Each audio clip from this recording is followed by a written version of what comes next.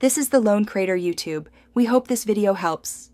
In this video, I will explain how to fill the affidavit form for the Honhaar Scholarship. First, understand that this affidavit is a sworn statement confirming your eligibility and details. Before you begin, gather all required documents, such as academic records, income proofs, and identification. Having everything ready will streamline the process and help you accurately complete each section. This preparation is crucial for a successful application.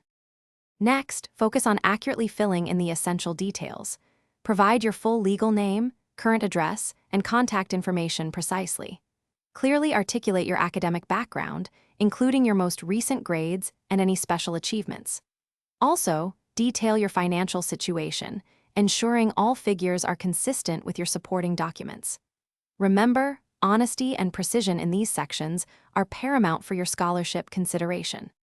Once you have completed the form, the next critical step is notarization. You must locate a certified public notary to legally attest your affidavit.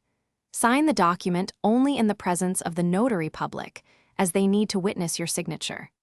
After notarization, ensure you submit the fully completed and attested affidavit well before the specified deadline. This step validates your sworn statement. Finally, to avoid common pitfalls, always double-check every single entry for accuracy and completeness.